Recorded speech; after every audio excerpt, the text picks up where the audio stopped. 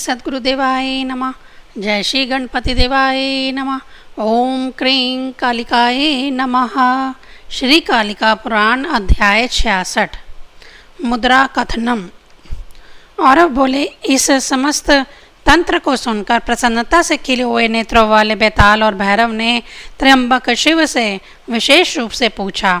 बेताल भैरव बोले, हे जगत के स्वामी, आपकी कृपा से अंग आदि के सहित कामाख्या के तंत्र यानी पूजा विधान को हम दोनों ने सुना है। अब देवी के नमस्कार, मुद्रा, बलिदान, मृतिका न्यास और भी जो पूजा विधान है उन सबको आप हमसे विस्तार पूर्वक कहिए, क्योंकि आपके कथन को सुनकर हम दोनों के मदोभूमि यानी चित्त को तृप्ति नहीं हो रही है। श्री भगवान बोले, हे मनुष्यों में सिंह के समान श्रेष्ठ जनों, हे मेरे उत्तम पुत्रों, तुम दोनों ने जो मुझसे पूछा है वह अब मैं कहूँगा, उसे ध्यानपूर्वक सुनो। त्रिकोण, षटकोण, अर्धचंद्रकार, प्रदक्षिणा, वृत्ताकार, दंड यानी दंड के समान लंबा, अष्टांग, ये 7 प्रकार के प्रणाम के लक्षण बताए गए हैं। कामाख्या पूजन में देवी के सभी रूपों के लिए ऐशानी या कोबेरी यानी उत्तर दिशा में वेदिका प्रशस्त की गई है। यदि पूर्व मुख हो पूजन करना हो तो त्रिकोण नमस्कार की व्यवस्था हेतु पश्चिम में शांभवी दिशा यानी ईशान में जाकर व्यवस्था का निर्देश करें। जब साधक उत्तराभिमुख हो देव पूजन करे तो दक्षिण से वायु कोण में जाकर स्थिति करे। दक्षिण से वायु कोण में जाकर वायु कोण से शांभवी दिशा ईशान कोण में जाने के पश्चात पुनः दक्षिण दिशा में जाने पर त्रिकोण की तरह नमस्कार मुद्रा बनती है। यह त्रिकोण नामक नमस्कार त्रिपुरा को बहुत अधिक प्रसन्नता देने वाला है। षटकोण नमस्कार। दक्षिण से वायु कोण में, वायु कोण से ईशान कोण, वहाँ से अग्नि कोण में प्रवेश करने के पश्चात दक्षिण जाकर अग्नि कोण से प्रारंभ कर राक्षसी दशा यानी नैवेत्र कोण में जाकर फिर उत्तर दिशा एवं वहाँ से पुनः घूमकर अग्नेय दिशा में जाने पर त्रिकोण की भांति भ्रमण हो जाता है। इस प्रकार का यह षटकोण नमस्कार शिव और दुर्गा को प्रीति प्रदान करने वाला है।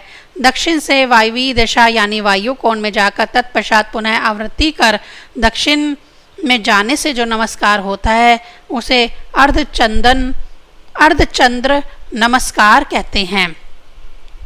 प्रदक्षिणा नमस्कार। एक बार वृत्ताकार प्रदक्षिणा कर साधक जो नमस्कार पूर्ण करता है उसे द्विज जातियों द्वारा प्रदक्षिणा कहा जाता है। अपना आसन स्थान छोड़ने के पश्चात पृथ्वी पर दंड की भांति गिरकर बिना प्रदक्षिणा किए जो दुर्गा देवी को प्रणाम किया जाता है उसे देवताओं द्वारा दंड कहा जाता है तथा वह सभी देवताओं के समूह को प्रसन्नता प्रदान करने वाला कहा जाता है। अष्टांग नमस्कार। पहले की भांति दंड के समान पृथ्वी पर गिरकर हृदय, ठुड्डी, मुख, दाढ़ी, नाक, ब्रह्मंड और दोनों कानों से क्रमशः जो भूमि का स्पर्श किया जाता है उस नमस्कार को मनीषियों द्वारा अष्टांग नमस्कार कहा गया है। उग्र नमस्कार। साधक जब वृत्ताकार 3 प्रदक्षिणाएं करके ब्रह्मरंध्र से पृथ्वी का स्पर्श कर नमस्कार करता है तो उसे देव समूह द्वारा उग्र नमस्कार कहा जाता है और वह विष्णु को संतोष प्रदान करने वाला है। जिस प्रकार नदों में सागर, द्विपदों में यानी मनुष्यों में ब्राह्मण, नदियों में गंगा, देवताओं में चक्र को धारण करने वाले भगवान विष्णु श्रेष्ठ हैं, उसी प्रकार सभी भांति के नमस्कारों में उग्र नमस्कार प्रशंसनीय है। त्रिकोण आदि नमस्कारों को भक्ति पूर्वक करके साधक भक्त शीघ्र चतुर्वर्ग यानी अर्थ, धर्म, काम, मोक्ष को प्राप्त कर लेता है। हे भैरव, नमस्कार एक महान यज्ञ है जो सब प्रकार के सभी देवताओं को तथा अन्यों को भी प्रसन्नता प्रदान करने वाला है। इनमें जो उग्र नामक नमस्कार है वह सदैव भगवान विष्णु को निरंतर प्रसन्नता प्रदान करने वाला है तथा वह माँ माया को भी प्रसन्नता देने वाली नमस्कार की भी उत्तम प्रक्रिया है। मुद्रा वर्णम। मैंने नमस्कार के संबंध में कह दिया, अब तुम दोनों आगे क्रमशः मुद्राओं की संख्या एवं उनके स्वरूप सुनो। पहली धेनु, संपुट, प्रंजलि, वल्लभ, पदक, नारच, मुंड, दंड, योनि, अर्ध वंदनी, महामुद्रा, महायोनि, निषंग, अर्धचंद्रक, भग, पटुक, अंग, द्विमुख, शंख मुद्रा, मुष्टक, व्रज, रंध्र, षट योनि, विमल, घट, शखराणी, तुंग, पुंड, अर्धपुरुंड, सम्मलिनी, कुंड, चक्र, शूल, सिंहवक्र, गोमुख, प्रोन्नम, उन्मन, बिंब, पशुपथ, शुद्ध, त्याग, उत्सरणी, प्रसरणी, उग्र मुद्रा, कुंडलिनी, विहु, त्रिमुखा, 80 वल्ली, योग, भेद, मोहन, बाण, धनुष, तूर्ण। ब्रह्मा जी द्वारा बताई हुई 108 मुद्राओं में ये 55 श्रेष्ठ मुद्राएं पूजा में ग्रहण करने योग्य हैं।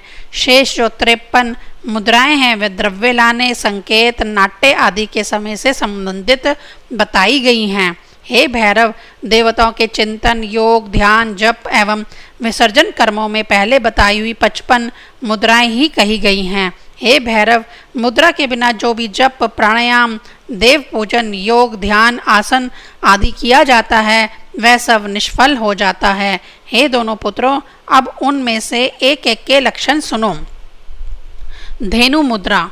यदि भक्तिमान साधक दाहिने हाथ की मध्यमा के अग्रभाग से बाएं हाथ की तर्जनी और बाएं हाथ की मध्यमा से दाहिने हाथ की तर्जनी एवं दाहिने हाथ की अनामिका से बाएं हाथ की कनिष्ठिका और बाएं हाथ की अनामिका से दाएं हाथ की कनिष्ठिका दक्षिणा आवर्त से भली भांति मिलाए तो यह सभी देवताओं को संतोष देने वाली धेनु मुद्रा कही गई है।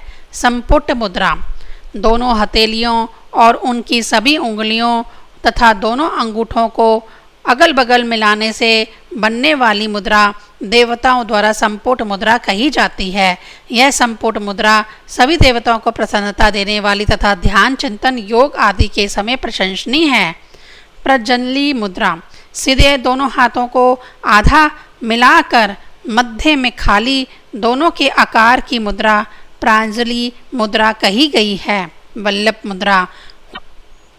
अंगूठों को भीतर कर दोनों हाथों से मुट्ठी बनाकर उसे बेल की तरह मिलाने से बनने वाली मुद्रा वल्लभ मुद्रा कही गई है।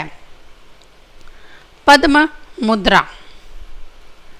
दोनों हाथों के मणिबद्ध बंध से हाथ के पीठ भाग पर्यंत अंगूठों एवं कनिष्ठिका को मिलाकर उनकी 3-3 उंगलियों के फैलाने पर बनी मुद्रा पद्म मुद्रा कही गई है, जो मनुष्यों को चारों वर्ग यानी अर्थ, धर्म, काम, मोक्ष का फल प्रदान करने वाली है। नराक्ष मुद्रा। अंगुष्ठा के अग्रभाग से तर्जनी को ऊर्ध्व रेखा में मिलाने तथा अन्य उंगलियों को झुकाकर फैलाने से मुझे और देवी को प्रसन्नता प्रदान करने वाली नराक्ष मुद्रा बनती है। हे बेताल और भैरव, यह नराक्ष मुद्रा सदैव प्रसन्नता देने वाली है। मुंड मुद्रा। अंगूठे को भीतर कर बाएं हाथ की मुट्ठी बांधकर दाएं हाथ की मध्यमा तर्जनी एवं अंगूठे के अग्रभाग को मिलाकर दक्षिण हाथ को बाएं मुट्ठी से मिलाकर दाहिनी और दिखाने से बनी मुद्रा मुंड मुद्रा कही जाती है। यह उत्तम मुद्रा गणेश जी को प्रसन्नता देने वाली तथा सभी कर्मों में सभी देवताओं को संतोष देने वाली है। दंड मुद्रा। दाहिने हाथ के अंगूठे और मध्यमा को मिलाकर तर्जनी आदि को झुकाकर फैलाने से दंड मुद्रा बनती है। योनि मुद्रा। दोनों हाथों की सभी उंगलियों को परस्पर मिलाकर दोनों हाथों की कनिष्ठिका उंगलियां आपस में रस्सी की भांति लपेटते हैं तथा दाहिने हाथ के अंगूठे को बाएं हाथ की अनामिका के मूल में एवं बाएं हाथ के अंगूठे को दाहिने हाथ की अनामिका के मूल में नियोजित करते हैं। दाहिने हाथ की मध्यमा के मूल में बाएं हाथ की अगली तर्जनी, दाएं हाथ की मध्यमा के मूल में बाएं हाथ की तर्जनी को मिलाने के पश्चात उंगलियों को आगे की ओर उलटने पर मध्य में योनि का आकार बनता है। इस प्रकार से निर्मित मुद्रा ही योनि मुद्रा कही गई है। हे भैरव, यह योनि मुद्रा कामाख्या, त्रिपुरा, कामेश्वरी, शिवा और शारदा, इन 5 मूर्तियों वाली पंचमूर्ति कामाख्या और दुर्गा को भी प्रिय है। यह मुझ कामेश्वर और कामदेव की भी प्रिय मुद्रा है। अर्ध योनि मुद्रा। समस्त उंगलियों को संसक्त यानी मिली हुई अवस्था में ही फैलाकर दाहिने हाथ के अंगूठे के अगले पर्व से कनिष्ठिका के अगले पर्व के मिलाने से बनने वाली मुद्रा अर्ध योनि मुद्रा कही जाती है। श्रेष्ठ वैष्णवी तंत्र में यही महायोनि मुद्रा कही गई है। वंदनी मुद्रा। यदि पूर्वोक्त संपुट या प्रजल्ली मुद्रा सिर से यानी ललाट के ऊपर स्पर्श कर दर्शाई जाए तो वह वंदनी मुद्रा कही जाती है। यह भगवान विष्णु को प्रमुद करने वाली है। महामुद्रा। उसी मुद्रा को दाहिने कान से स्पर्श कर प्रदर्शित करे तो यह महामुद्रा कही जाती है और दाहिने अंग, ललाट और कर्ण के अग्रभाग से स्पर्श करने पर यही वैष्णवी मुद्रा कही गई है। यह भी वैष्णवी तंत्र में महायोनि कही गई है। भग मुद्रा। दोनों हाथों की कनिष्ठिकाओं के मूल के अंगूठे के अग्रभाग से समृद्ध कर दोनों हाथों को मिलाकर फैलाने से बनने वाली मुद्रा लक्ष्मी, वाणी एवं शिव को प्रिय भग मुद्रा कही गई है। पटुक मुद्रा। दाहिने हाथ की सभी उंगलियों के अग्रभाग एक साथ मिलाकर आगे दिखाने से बनने वाली मुद्रा पटुक मुद्रा कही गई है। निसंग मुद्रा। दोनों कनिष्ठिका, अनामिका और अंगुष्ठ उंगलियों के अग्रभाग को मिलाने तथा तर्जनी और मध्यमा को आगे फैलाकर दोनों हाथों को कुछ झुकाकर दिखलाने से यह मुद्रा पूरी हो जाती है। यह नरसिंह और वराह अवतारों को प्रसन्न करने वाली निसंग नामक मुद्रा मानी जाती है। अर्धचंद्र मुद्रा। केवल दाहिने हाथ की कनिष्ठिका, अनामिका और मध्यमा को बीच से टेढ़ी कर बंद की तरह सिकोड़ने, साथ ही अंगूठे और तर्जनी को पूरी तरह फैलाने से बनने वाली अर्धचंद्र मुद्रा होती है। यह ग्रहों की प्रसन्नता देने वाली होती है। अंग मुद्रा। दाहिने हाथ के अंगुष्ठ को ऊपर खड़ा कर बाएं हाथ की ऊर्ध्वा अंगुष्ठ मुट्ठी खड़े बीच में बांध कर जो मुद्रा बनती है उसे अंग मुद्रा कहते हैं। अंग मुद्रा के 8 भेद। अंग मुद्रा के ही द्विमुख, मुष्ठ, व्रज, आब्रद, विमल, घट, त्रुंग तथा प्रुंड, ये 8 भेद कनिष्ठिका आदि एक एक उंगलियों के वियोग से बनते हैं। दाहिने हाथ के अंगूठे को बीच में रखकर जो रूप बनता है उसमें 8 उंगलियां नीचे से ऊपर तक गोल रूप घिरी हुई हैं। इन 8 को क्रमशः बारी बारी से घेरे से पृथक किया जाए। ऊपर का बायां अंगूठा खुला हो, खड़ा भी हो, इसका एक मुख और नीचे की कनिष्ठिका को फैलाने से दूसरा मुख अर्थात अग्रभाग खुल जावे तो उसे द्विमुख कहा गया है। एक एक करके सभी को पृथक करते जाने पर 8 भेद रूपांतरित होते जाते हैं। इन 8 के 8 रूप की मुद्राएं होती हैं। अंग मुद्राओं के सहित उपयुक्त 9 मुद्राएं क्रमशः विष्णु की 9 मूर्तियां तथा उनकी नायिकाओं की प्रिय मुद्राएं कही गई हैं। शंख मुद्रा। दोनों हाथों के पृष्ठभाग को मिलाकर उसी अवस्था में उलटकर दोनों हाथों की तर्जनियों को फैलाकर आगे मिलाने से तथा उस समय अंगूठे उनसे मिले हुए हों तो इस प्रकार की मुद्रा शंख मुद्रा कही जाती है। योनि मुद्रा। अंजलि को उत्तान कर दोनों अंगूठों को दोनों कनिष्ठिका मूल से सटाने, सारी उंगलियों को ऊपरी अग्रभाग से सटाने से योनि मुद्रा बनती है। वह यह देवताओं को उपचार द्रव्य अर्पित कर इसे दिखलावे। योनि नाम से प्रसिद्ध यह मुद्रा समस्त देवर की को तुष्टि प्रदान करती है। शिखरणी मुद्रा। दाहिने हाथ की मुट्ठी जो अंगूठा ऊपर किए हुए होती है वह शिखरणी मुद्रा होती है। वह ब्रह्मा और सूर्य को विशेष प्रिय है। सारध धेनु मुद्रा। अनामिका और कनिष्ठिका को मिलाकर फैलाने, अंगूठे से तर्जनी और मध्यमा को धेनु मुद्रा की भांति मिलाकर बांधने से बनी यह मुद्रा सारध धेनु कहलाती है। यह चंद्रमा को प्रसन्नता बढ़ाने वाली है। सम्मलनी मुद्रा। दोनों हाथों की उंगलियों के अग्रभाग को एक साथ फैलाने, दोनों तलों पर हाथ के मिलाने, उंगली मूल पहला तल, मणिभद्र भीतरी दूसरा तल, अब फैली उंगलियों को क्रमशः मिलाने, जिनमें केवल उंगलियों के अग्रभाग ही मिले, थोड़ा टेढ़ा कर उंगलियां मिलती हैं तो इससे बनी यह सम्मिलनी मुद्रा मंगल, पृथ्वी और सप्त ऋषियों को बड़ी प्रिय है। कुंड मुद्रा। दाहिने हाथ की अंजलि की उंगलियों को ऊपर उठाकर कुछ इस तरह नियोजित करें कि हथेली का कुंड बन जाए। यह कुंड मुद्रा बुद्ध, सरस्वती और शिव को अत्यंत प्रिय है। चक्र मुद्रा। बाएं हाथ की सारी उंगलियों को प्रसारित कर उन्हें दाहिने हाथ की फैली उंगलियों के मध्य में फैली हुई ही मिलाने। दोनों अंगूठों को आगे अपने हृदय की ओर करने से चक्र मुद्रा गुरु, विष्णु और शिव को अत्यंत प्रिय है। शूल मुद्रा। दाहिने हाथ के अंगूठे को और मध्यमा को अलग अलग नीचे की ओर कर शेष तीनों को आगे कर मिलने से बनी मुद्रा शूल मुद्रा कहलाती है। यह मुद्रा शिव और शुक्र ग्रह को प्रीतिकर होती है। सिंह मुखी मुद्रा।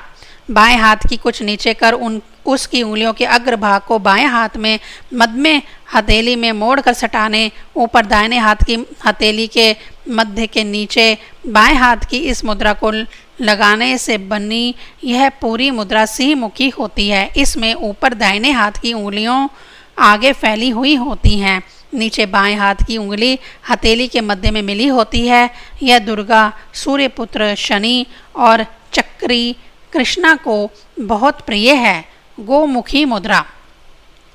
भग मुद्रा को कर्ण मूल में समा कर प्रदर्शित करने से बनी मुद्रा गोमुखी मुद्रा कही जाती है। यह शिव, विष्णु और राहु को सदैव प्रीति प्रदान करने वाली मुद्रा है। 10 मुद्राएं। प्रलो, उत्साह, उन्मन, बिंब, पशुपत, शुद्ध, त्याग, सारणी और प्रसरणी कर शाखाओं के आकुंचन से 9वीं दक्षिणा और हाथों के विपराय के से उग्र नाम की 10वीं मुद्रा बनती है। ये 10 दिक्पाल की प्रीतिवर्धनी मुद्राएं मानी जाती हैं। सर्वदेव प्रिय इन मुद्राओं के बनाने के पहले दोनों हाथों की मुट्ठी बांध उन्हें उत्तान कर सटाने। अब दाहिने हाथ की एक एक उंगली कनिष्ठिका क्रम से फैलाते जाने से एक एक मुद्रा बनती जाती है। फिर वाम हस्त की उंगलियों को भी कनिष्ठिका क्रम से 2-2 उंगलियां मिलाकर फैलावें। मुद्राएं बनती जाती हैं, उनके नाम उसी क्रम से जानना चाहिए। कुंडली मुद्रा। दाहिने हाथ की तर्जनी से अंगूठे को मिलाने, शेष सभी उंगलियों को आकुंचित करने से यह कुंडली मुद्रा बनती है। यह यथा नाम तथा गुण वाली हो। कुंडली शक्ति को तुष्टि देने वाली है तथा सर्वदेव प्रिया मानी जाती है। त्रिमुखा मुद्रा। विश्वदेव प्रिया यह मुद्रा दाहिने हाथ की अंगुष्ठ, तर्जनी और मध्यमा के अग्रभाग के अंगूठे के अग्रभाग से मिलाने, अनामिका और कनिष्ठिका को आकुंचित कर हथेली से सटाने से बनती है। केतु एवं मात्र शक्तियों को भी यह प्रिय है। 80 वल्ली मुद्रा। तर्जनी और अंगूठों के अग्रभाग को मिलाने, दोनों हाथों की अन्य तीनों उंगलियों को आकुंचित बनाने से बनी मुद्रा 80 वल्ली मुद्रा कहलाती है। यह पितरों, सर्धियों, रुद्रों और विश्वकर्मा को सर्वदा प्रीति प्रदान करने वाली कही गई है। योग मुद्रा। दोनों पैरों के पादात स्थल मिलाकर मिले हुए अंगूठों को ऊपर नाभि से सटाने, उन पर अपनी अंजलि रखने से योग मुद्रा बनती है। योग विद्या की तात्विकता की उपलब्धि इससे होती है। सभी देवताओं के पूजन और चिंतन में इसका प्रयोग करना चाहिए। यह तुष्टि और पुष्टि प्रदान करती है। प्रांजलि मुद्रा। भावना पूर्वक दोनों हाथों से अंजलि बनाने, मिले हाथों की उंगलियों की स्थिति में हथेली को थोड़ा गोल कर उसमें छेद बना देने। यह ऊपर नीचे देखने में उपयोगी होता है। एक तरह की हथेली को प्रसक्त करने से यह प्रांजलि मुद्रा बन जाती है। इसे भेद मुद्रा भी कहते हैं। यह मुझे बड़ी प्रिय है, साथ ही ब्रह्मा और विष्णु को भी प्रीति प्रदान करती है। सम्मोहन मुद्रा। दोनों हाथों के अंगूठों को एक दूसरे हाथों की पीठ पर लगा नीचे कनिष्ठिकाओं को योजित कर ऊपर की उंगलियों को भी जोड़ने से, जब ऊपर से पहले तर्जनियों को अलग कर कनिष्ठिकाओं को देखने, पुनः मध्यमा को पृथक कर जुड़ी कनिष्ठिकाओं को देखने, पुनः अनामिका को अलग कर कनिष्ठिकाओं को देखने से यह प्रायोगिक मुद्रा सम्मोहन मुद्रा कहलाती है। यह काम, दुर्गा, रमा और सभी देवताओं को प्रीति प्रदान करती है। बाण मुद्रा, दाहिने हाथ के मध्यमा और अनामिका को आगे झुकाकर इन दोनों उंगलियों में निकली हुई हड्डी से अंगूठे को सटाने से इसके बाद कनिष्ठिका और तर्जनी के अग्र भागों को ऊपर से मिलाने पर बाण मुद्रा कही गई है, जो समस्त देवों को संतुष्टि प्रद है। धेनु मुद्रा, यह मुद्रा कई तरह से बनाई जाती है। श्लोक 106 और 107 के अनुसार अंगूठा और तर्जनी के अग्र भागों को फैलाकर मिलाना चाहिए। शेष मध्यमा, अनामिका और कनिष्ठिका का अंकुंचन करना चाहिए। इस तरह की बनी मुद्रा धेनु मुद्रा कही जाती है। तुरीण मुद्रा, हे भैरव, सभी उंगलियों के अग्रभाग को हथेलियों के बाहरी तीर्थ में लेना चाहिए। अंगूठे के अग्रभाग को अनामिका की पीठ पर चढ़ाना चाहिए। इस प्रकार नियोजित उंगलियों के मध्य में गोल शून्य बनता है।